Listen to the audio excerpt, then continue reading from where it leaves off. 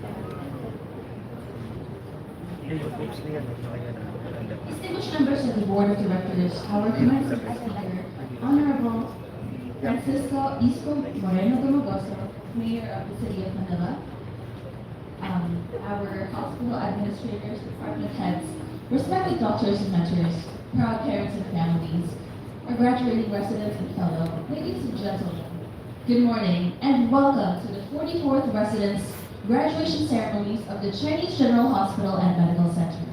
My name is Winnie Manlin, and it is my honor to serve as your MC for today's ceremony. Today is a day of celebration, a day that marks the end of countless duty hours, sleepless nights, challenging cases, and quiet moments of perseverance, and the beginning of a new chapter as fully trained specialists, ready to serve with skill, compassion, and purpose. On behalf of Chinese General Hospital and Medical Center, we thank you for being part of this meaningful milestone. To formally begin our program, may I request everyone to please rise for the invocation to be immediately followed by the singing of the Philippine National Anthem.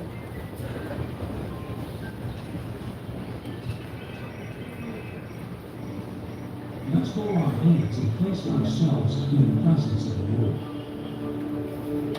Dear Heavenly Father, we thank you for gathering all of us today in this important event. May you bestow your guidance and blessings on this event so that we can enjoy and appreciate its significance in our lives. Bless everyone present here today, that each one of us may be able to share what he or she had for your glory and honor. May the various activities related to this event be a success through your intervention.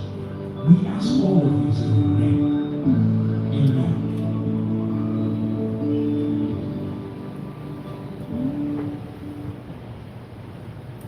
Ang pambansang awit ng Pilipinas.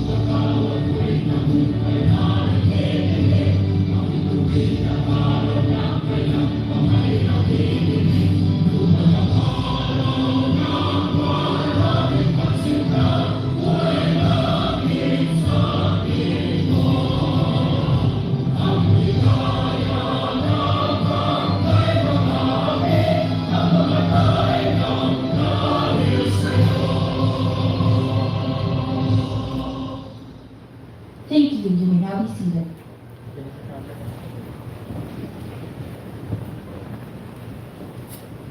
Before we proceed, allow me to acknowledge the distinguished guests who are with us this morning. I would first like to acknowledge the PCCAI Board of Directors and committee members who are present with us today, starting with Chairman of the Board of PCCAI, Mr. Antonio Tan.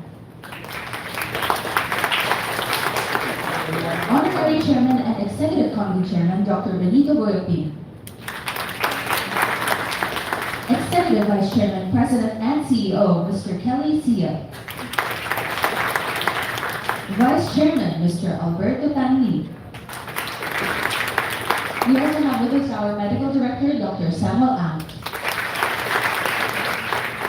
Vice Chairman, Mr. Antonio D. Treasurer, Mr. Antonio Hilario. Auditor, Mr. Rob Ket. The following are our directors, Mr. Juancho Pacheco, Mr. Eduardo Uy, Mr. Edmond Santos, Mr. Jimmy Sol, Mr. Antonio Dino, Mr. John Lee Garcia. We also have with us our committee members, Mr. Albert Chuo, Mr. Edison C.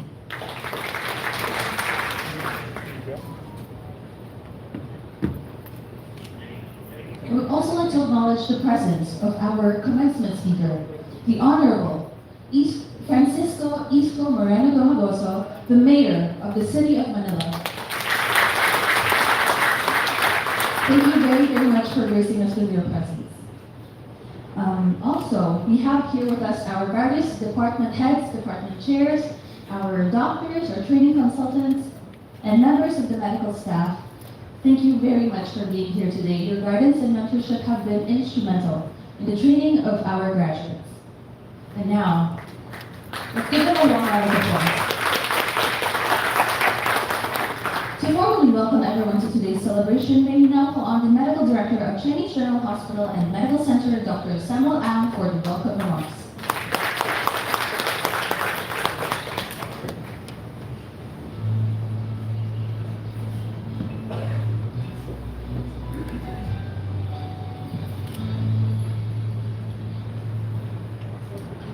The Honorable Mayor Isco Moreno, my bosses, Mr. Antonio Tan, Dr. B, Albert B, and of course my real boss, Mr. Kelly Sia, and the rest of the board directors and all the chairs. Good morning. First of all, I'd like to say in behalf of the mayor, he asked me to apologize for being 1 hour late. He was so busy coming here in order to do 2 projects earlier. Anyway, we are all very happy today gathering together for our 44th year of graduating residents. But we've been doing that early. We only started 44 years ago because of the accreditation bodies of all the different specialties. But Chinese General Hospital, because of the vision to help the poor and also to train future doctors, has been a cradle of training for many years, even before we even had a government. So for today, we're all very happy that we're celebrating here, and I have the commitment of the board to continue training better and more doctors in the future. Thank you all very much.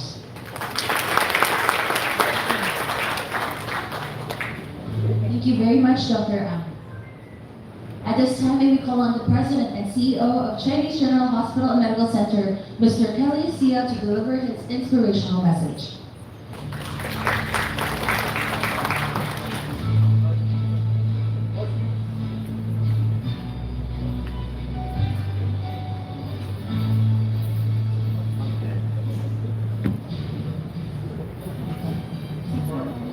Before anything else, allow me to express my sincere gratitude for the presence of our commencement speaker, the CPA of Manila, Honorable Francisco Isco Moreno Domagoso. Welcome, Mayor Isco, to the Chinese General Hospital and Medical Center. I would also like to acknowledge Mr. Antonio Tan, Chairman of the Board of Philippine Chinese Charitable Association, Honorary Chairman Dr. Benito Boyopin, Mr. Albert Tanli, Vice Chairman, our esteemed Board of Directors, Dr. Samuel Ang, Medical Director, Dr. Julie Liu, Chairman of the Medical Education and Research, our Department Chair, Training Officers, and most importantly, our graduates, and their proud families. A pleasant morning to everyone. Today, we gather not only to mark the end of a demanding chapter, but to celebrate the beginning of a lifelong calling. We proudly congratulate this year's graduating class under the Medical Education Department of the Chinese General Hospital and Medical Center, 1 fellow in maternal fetal medicine, and 24 resident doctors from the departments of anesthesiology, internal medicine, obstetrics and gynecology, pediatrics, radiological sciences, and surgery. This milestone did not come easy. You endured long nights, difficult cases, and moments of doubt, yet you persevered. Your presence here today is a testament to your discipline, resilience, and unwavering commitment to medicine. Behind every graduate is a strong circle of support. Families who sacrificed time and comfort, mentors who demanded excellence, colleagues who shared the burden, and friends who never stopped believing. This achievement belongs to all of you. When you choose to train at the Chinese General Hospital and Medical Center, you become part of something greater than yourselves. You join a proud lineage of physicians who carried out not only knowledge and skill, but also compassion, humility, and service. Today, you carry the CGH rank of medical education, a distinction defined not only by clinical excellence, but by a deep commitment to humanity. As you move forward, remember that being a great doctor is not measured solely by titles or positions. True greatness in medicine is found in the lives you touch, the dignity you restore, and the hope you give to those you stop. Throughout your training, you witness the charitable heart of this institution through medical missions, volunteer work, and relief operations. You saw how medicine, guided by compassion, becomes a powerful force for healing and change. Let these experiences shape your values and guide your decisions. Carry them with you as you step into your professional lives. I challenge you to bring this spirit of service beyond these walls into your communities, your practices, and your daily work. Serve with integrity. Let compassion walk hand in hand with excellence. Today, the torch is passed on to you. It is now your turn to carry the humanitarian and charitable tradition of the Chinese General Hospital and Medical Center. My heartfelt congratulations to all our graduates. May you find your place in the sun, and may you always strive to be the best doctors you can be. As you leave this hall, remember this. The world does not only need more doctors, it needs doctors with heart. Carry the values of CGHMC wherever you go, and let your knowledge heal, your compassion comfort, and your service change lives. Thank you very much.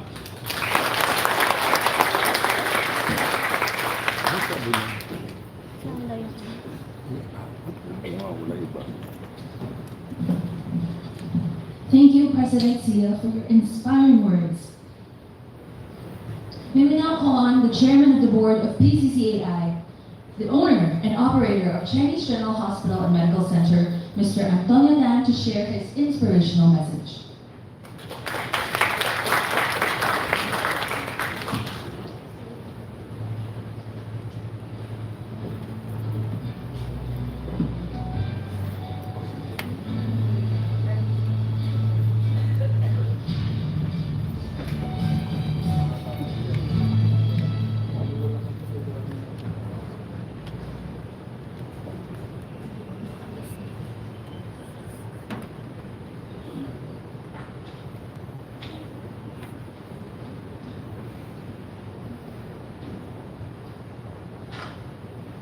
Good day, ladies and gentlemen. Before I begin, let me tell you that I am especially grateful for the presence of our commencement speaker, none other than the City Mayor of Manila, Honorable Mayor Francisco Francisco Moreno Domagoso. Welcome, Mayor Isco, to Chinese General Hospital in Medical Center. I would like to acknowledge Dr. Benito Motoquin, Honorary Chairman and Executive Committee Chairman, Mr. Albert Tan Lin, Vice Chairman of PCCAI and President of the Filipino Chinese General Chamber of Commerce, Inc. Mr. Kerry Xia, President and CEO of the Chinese General Hospital Medical Center, and the President Member of the Board of Directors of the Philippine Chinese Charitable Association, Owner and Operator of the Chinese General Hospital Medical Center, Dr. Samuel R. Medical Director, Dr. Julie Lin Yu, Chairwoman of the Department of Medical Education and Research, and the Chairman and Training Officers of the different specialties who are here today, and the members of the Chinese General Hospital Medical Center community. We also extend our sincere congratulations to our graduates in our heartfelt recognition to their proud families who share in this special occasion. A present good morning to everyone. It is my honor to congratulate this year's graduating batch of resident doctor and fellow of the Chinese General Hospital Medical Center, one fellow in maternal fetal medicine, and 24 resident doctors from the Department of Anesthesiology and Internal Medicine, Obstetrics, and Gynecology, Pediatric, Radiographical Sciences, and Surgery. This milestone is a result of your hard work, perseverance, and dedication. Behind your success are your families, friends, training officers, fellow residents, in the entire CGH community who support and believe in you throughout your journey. By choosing to complete your training at CGH, you became part of a long tradition of medical professionals who have served with competence, compassion, and integrity. Today, you proudly carry the value and standard of this institution. As you move on to the next chapter of your life, may you continue the spirit of service that CGS stands for, the relation of kindness and service value as you build your career and help your community.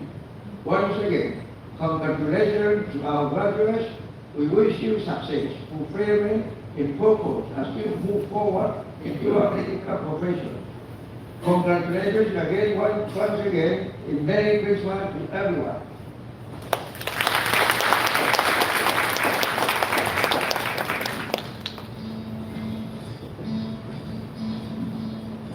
Thank you very much, Chairman. At this point of our program, may we call on the Chairman of the Department of Medical Education and Research, Dr. Julie Liu, to formally introduce our commencement speaker. Thank you very much. So it is my distinct pride and honor as well as privilege to be the one to introduce the Honorable Francisco Isko Moreno Domagoso, City Mayor of Manila, who has dedicated over 2 decades of his life to public service. Rising from his humble beginnings in Tondo, Manila, he at first entered politics as a city councilor in 1998 and quickly became the most voted, I would say, favorite councilor in 2001 elections. He went on to serve as Vice Mayor of Manila from 2007 to 2016 and later as Mayor from 2019 to 2022, where he was widely recognized for his 24/7 hands-on leadership, big-ticket infrastructure projects, and pro-people reforms and initiatives. Beyond local governance, Mr. Honorable Francisco Domagoso held key national positions, including Undersecretary for Social Welfare and Development and Chairman of the National Railways Corporation, a product of Manila's public school system. He later pursued higher education in business and law and has been conferred honorary doctorates in law and humanities.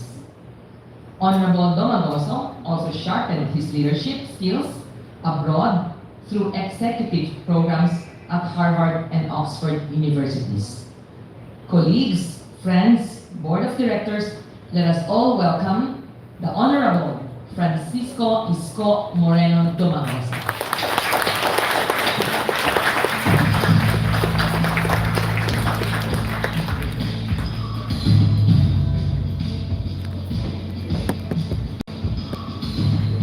Mapupo kayo.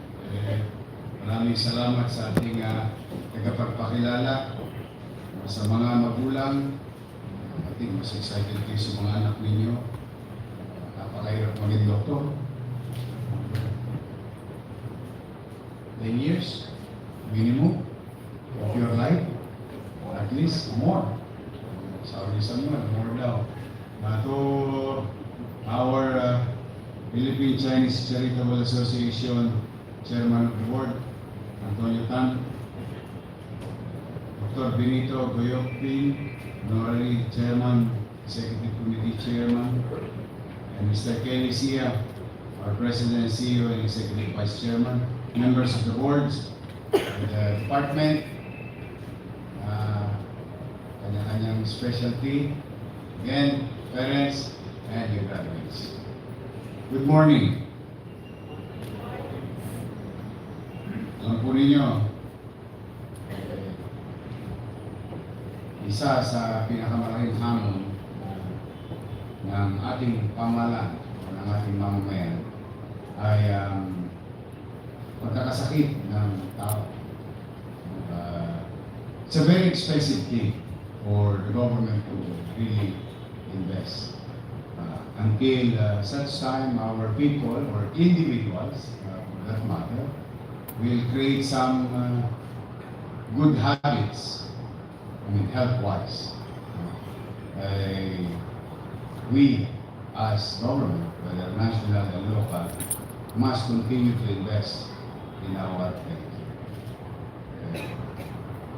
But today, like the private sector and institution and organization, I'm really proud of you guys producing new sets of medical professionals for our community.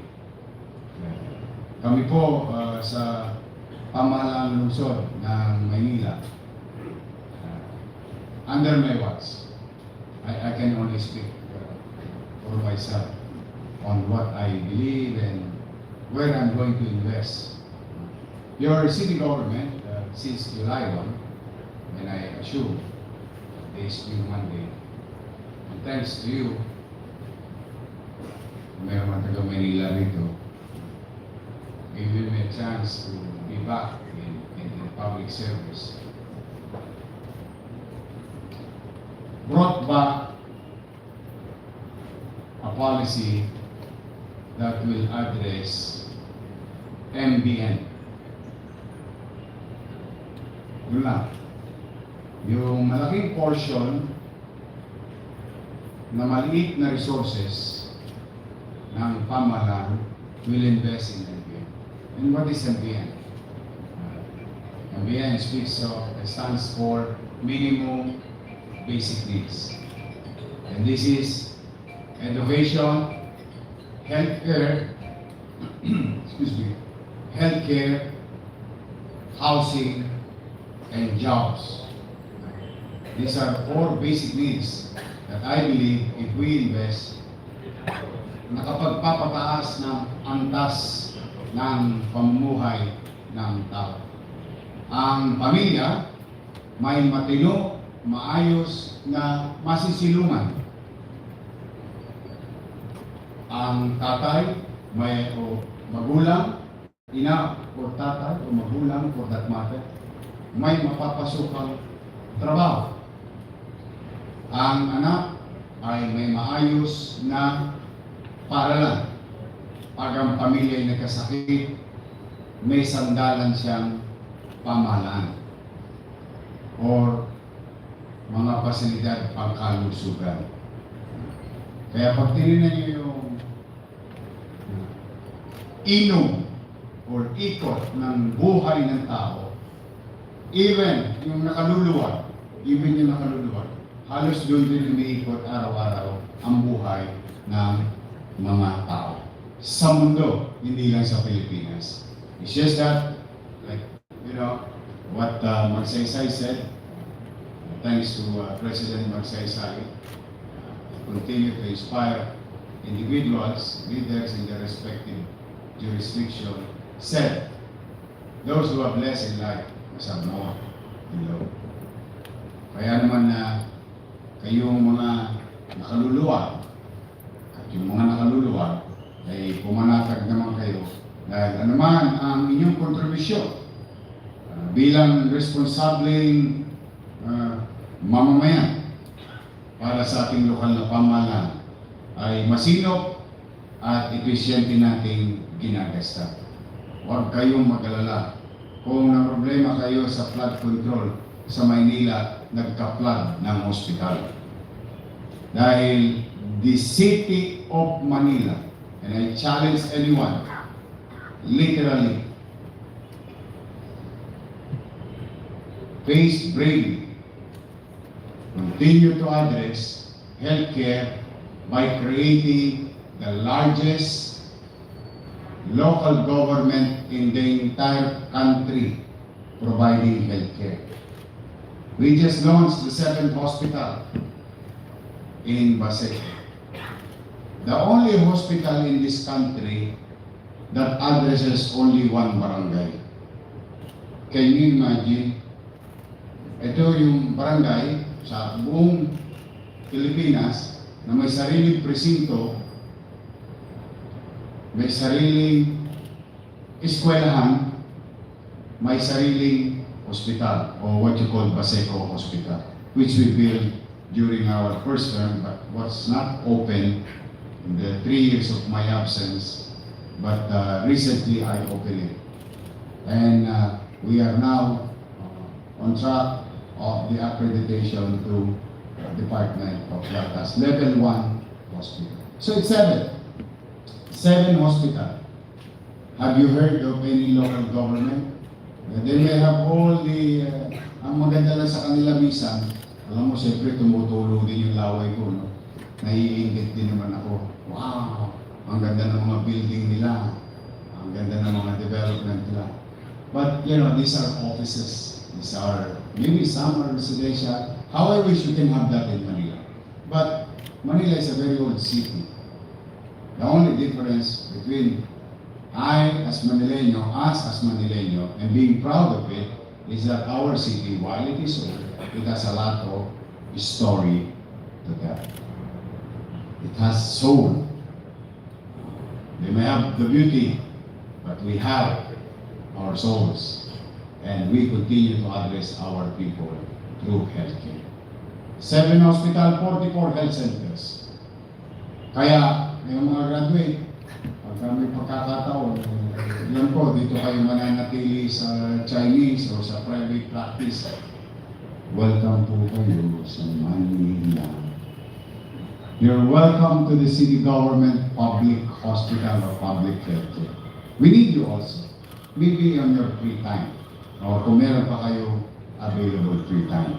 Now, in line with the direction of Philippine-Chinese Charitable Association's goal to have this kind of, every now and then, producing more doctors and medical professionals.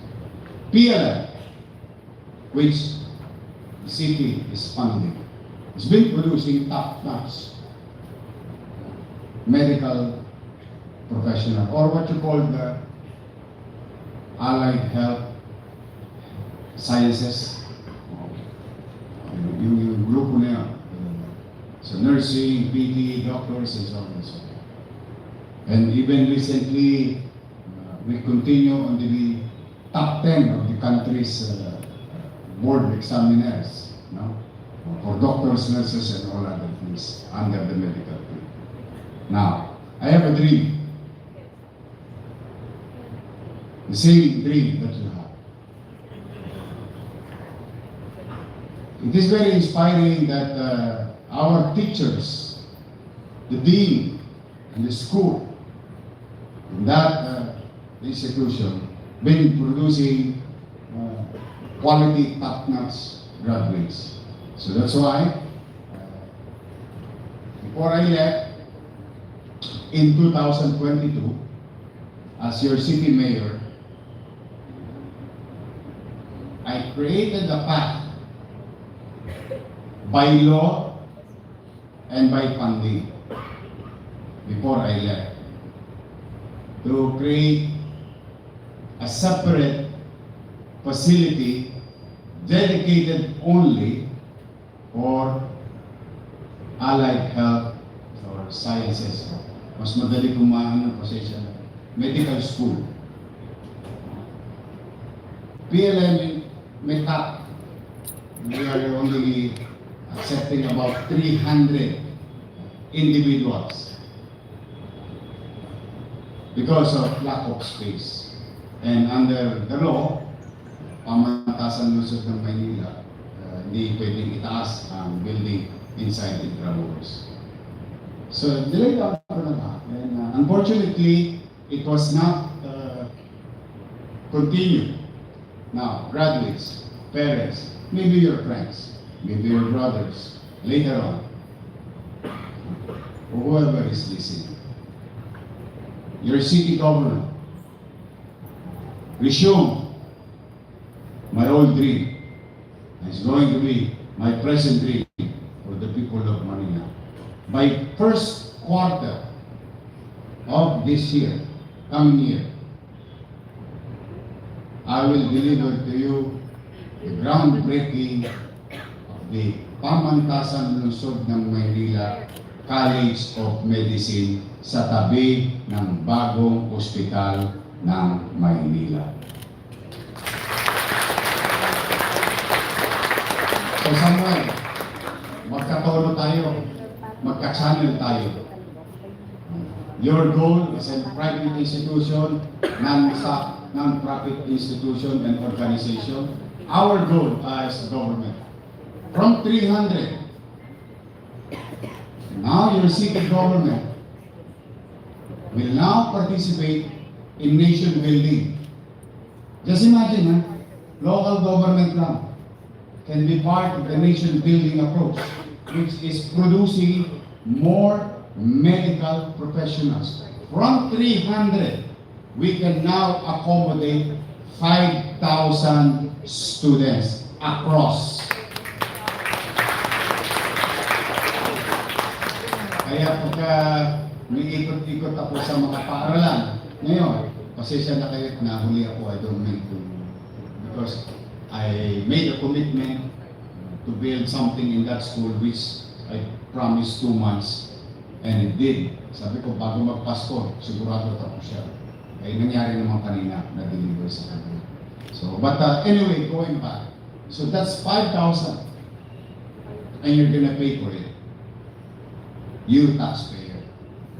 So, when I say that, ibig sabihin, pipilitin ko in my own little way that every single cent that you're going to give to the city of Manila will be spent wisely, efficiently, and it has product.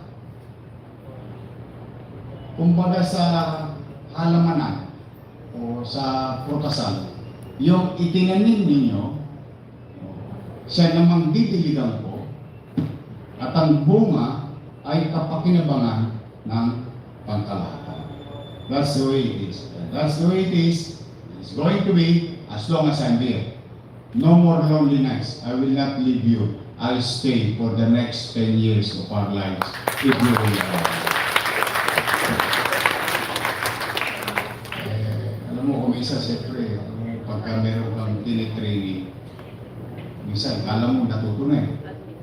Pero minsan, kailangan minsan pang i-polish. But, for now, as long as you want me here, this, if you believe in this concept of government, so what you call MBN. Yung mga linis, peace and order, open green space, ano yan, Ajinomoto. Pampasarap. But the real problem, the social perennial problem, will be confronted bravely. When I mention bravely, because it's a very expensive approach, it's a very expensive problem. But I am proud to say, modesty aside, at least kayo, ng mga nagbabayad ng buwis, put more than 3,000 families roof for their families.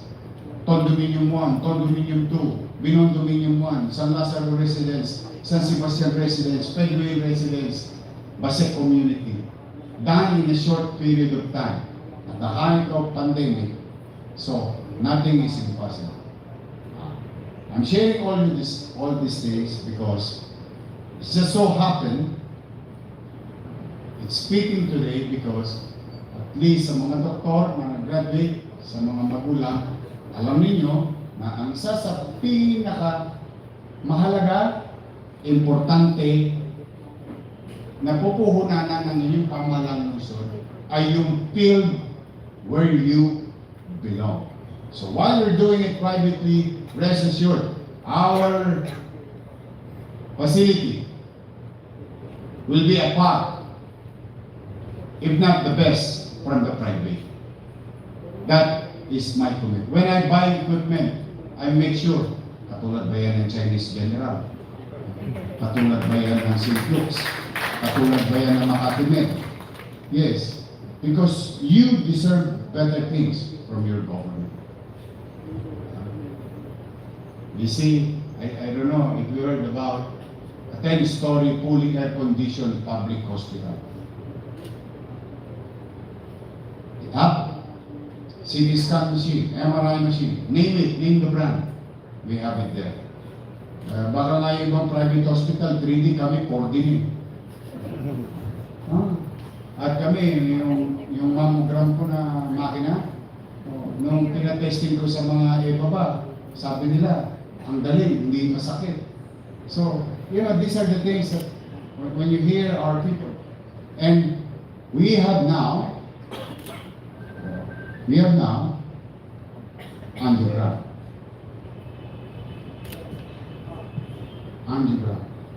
Because before I left, in 2022, I bought build Catlab. Catheterization. Tama ba?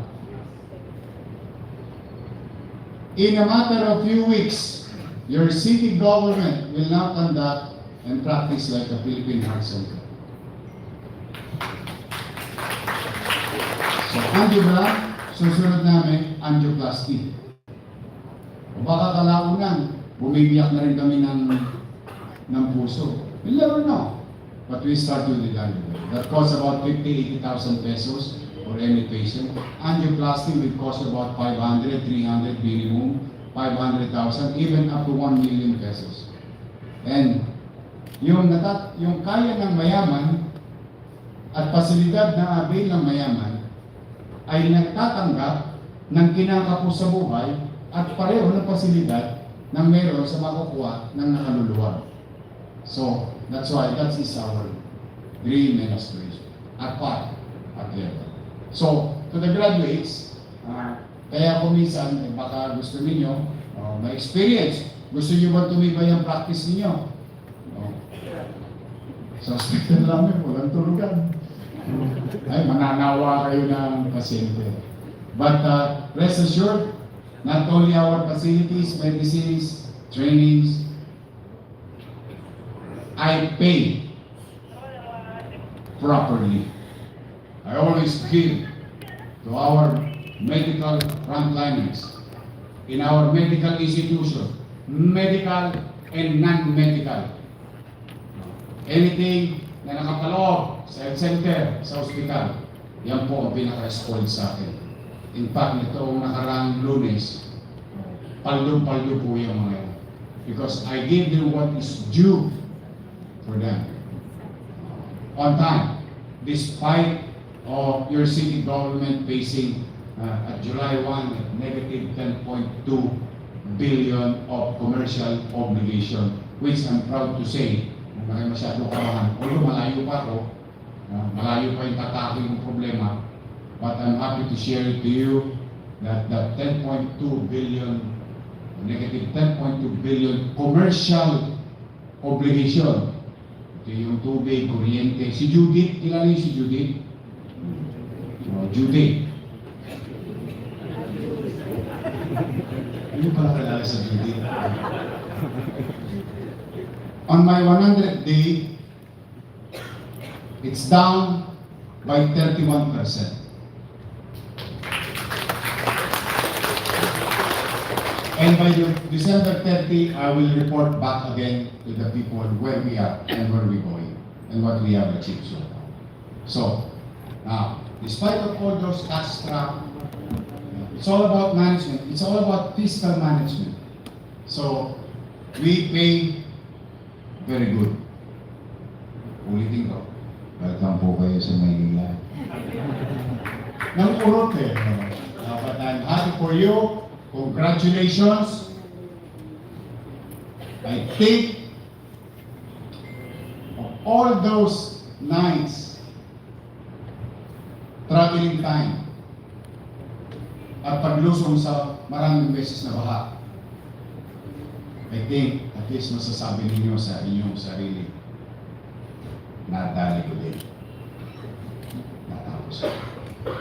Be proud of what you have achieved. Use it to be man for others. Show compassion, empathy. Open your hearts for understanding sometimes economically. In the coming days, this institution will operate a 3-year-old hearing plant in your facility. I'm very excited for that. And why I'm asking you to be compassionate, to open your heart sometimes, because your institution is doing so in partnership with the city government for our patients who need specialized procedure. Kaya pagka minsan-minsan, baka naman.